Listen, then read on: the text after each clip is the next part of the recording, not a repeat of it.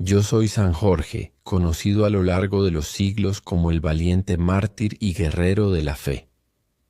Mi historia, tejida entre la realidad y la leyenda, ha cruzado las fronteras del tiempo para inspirar a aquellos que, en medio de la oscuridad, buscan la esperanza en la luz eterna del Altísimo.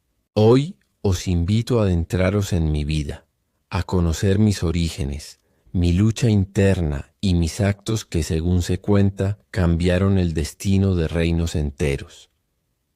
Nací en una región de fértil contraste, en las tierras del Cáucaso, donde los vientos helados del norte se mezclaban con la calidez de la fe cristiana que mis padres, devotos y temerosos del ídolo, abrazaban con fervor.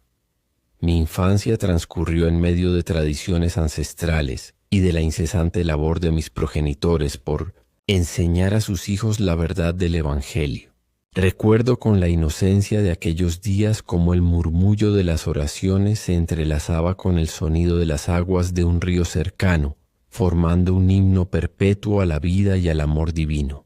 Aunque mi familia vivía en la modestia, en nuestro hogar se respiraba una inquebrantable convicción de que la verdadera riqueza estaba en el espíritu y en la comunión con Dios. Conforme fui creciendo, mi juventud se vio impregnada de un espíritu inquieto y de un deseo ardiente por vivir una vida de verdad. En aquellos años, mientras otros se dejaban llevar por las trivialidades del mundo, yo me dedicaba a estudiar las Sagradas Escrituras y a absorber las enseñanzas de los santos.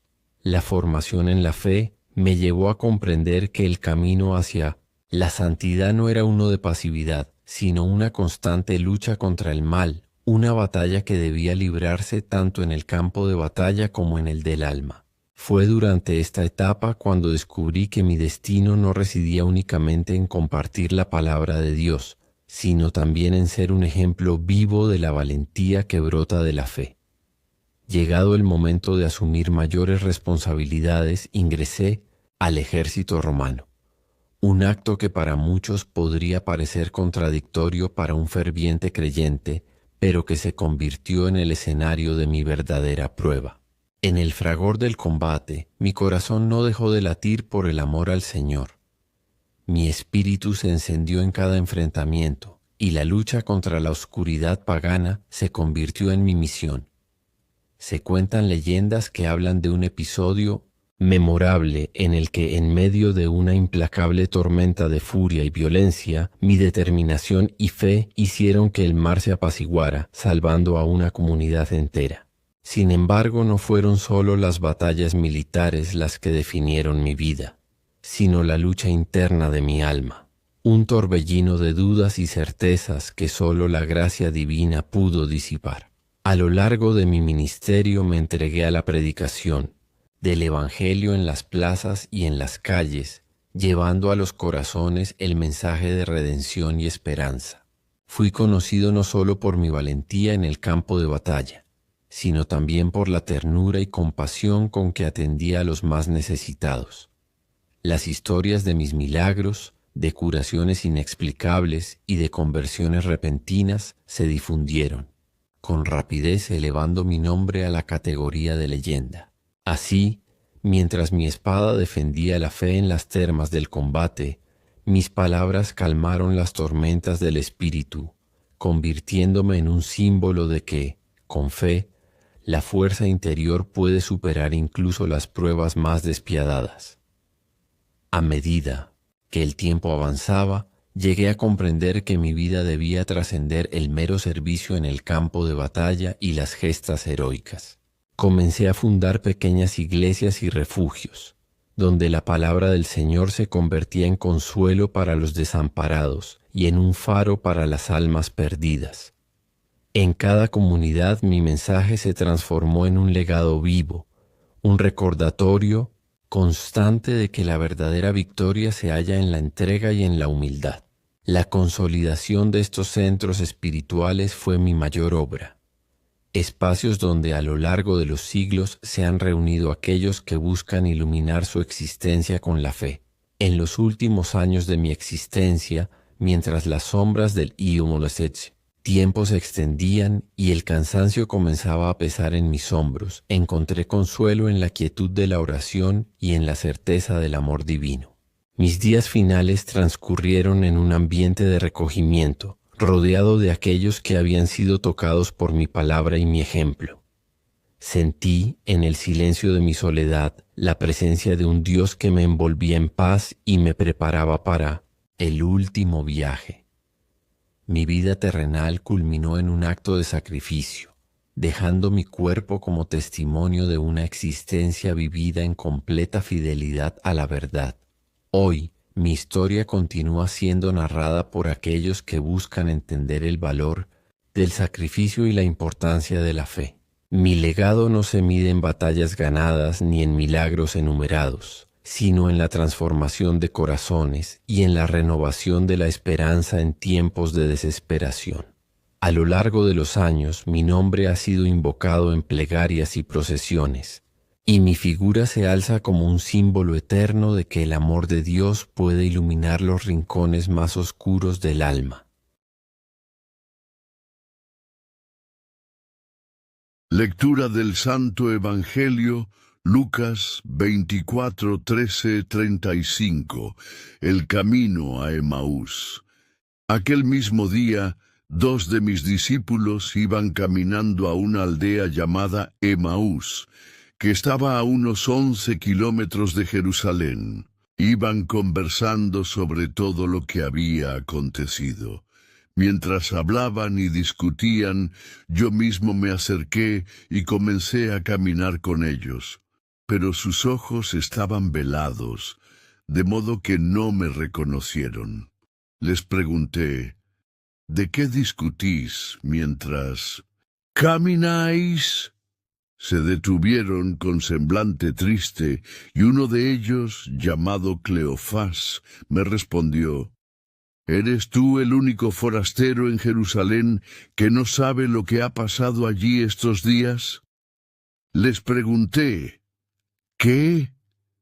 Y ellos me dijeron, lo de Jesús de Nazaret, que fue un profeta poderoso en obras y palabras delante de Dios y de todo el pueblo, y cómo nuestros principales sacerdotes y gobernantes lo entregaron para que lo condenaran a muerte y lo crucificaran. Nosotros esperábamos que él fuera el que redimiría a Israel. Pero ya hace 3 días que sucedió todo esto. Es cierto que algunas mujeres de nuestro grupo nos han asombrado. Fueron muy de madrugada al sepulcro, y como no encontraron su cuerpo, volvieron diciendo que se les habían aparecido unos ángeles que les dijeron que él está vivo. Algunos de nuestros compañeros fueron al sepulcro y lo encontraron tal como habían dicho las mujeres, pero a él no lo vieron. Entonces les dije, «Qué torpes sois y qué lentos de corazón para creer todo lo que han dicho los profetas. ¿Acaso no tenía que sufrir el Cristo todo esto antes de entrar en su gloria? Y comenzando por Moisés y siguiendo por todos los profetas, les expliqué lo que se refería a mí en todas las Escrituras». Al acercarse a la aldea a donde iban, hice como que iba más lejos, pero ellos insistieron mucho, diciéndome, «Quédate con nosotros, porque ya está cayendo la noche, ya casi es de día». Así que entré para quedarme con ellos. Cuando ya estaban a la mesa conmigo, tomé el pan, di gracias, lo partí y se lo di a ellos. Entonces se les abrieron los ojos y me reconocieron.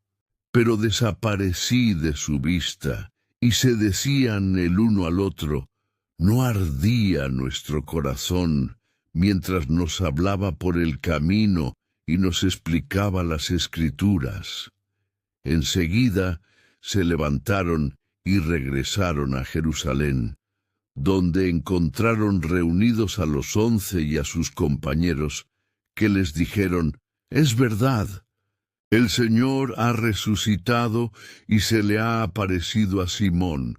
Entonces ellos contaron lo que les había sucedido en el camino y cómo me habían reconocido al partir el pan.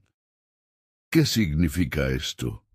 Que incluso aquellos que me conocían de cerca podían tener dificultad para reconocer mi presencia después de la resurrección, que las Escrituras eran la clave para entender mi sufrimiento y mi gloria, y que la experiencia de compartir el pan, un acto tan sencillo, fue el momento de su reconocimiento.